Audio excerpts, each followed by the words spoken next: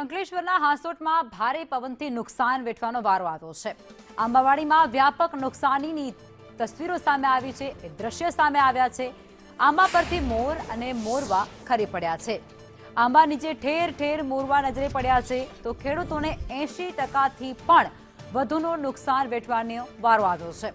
સરકાર સહાય કરે તેવી અત્યારે બાગાયતી ખેતી કરતા ખેડૂતો માંગ કરી રહ્યા છે।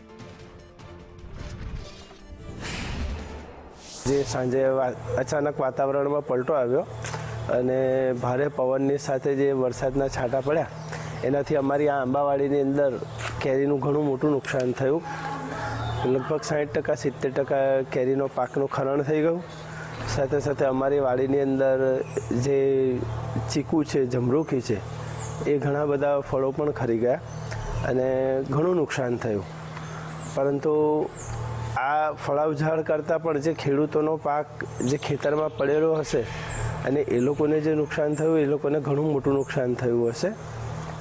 તો હવામાન વિભાગે થોડુંક અગાઉથી જો જાણ કરવામાં આવે તો ખેડૂતોએ પોતાના નુકસાનમાંથી એમાંથી બચી શકે છે। આંબાવાડીમાં ભારે નુકસાન થયું છે। રાતના જે વાવાઝોડું ફૂંકાયું 7 સાડા 7 વાગે એમાં વધારે પડતું નુકસાન થયું છે।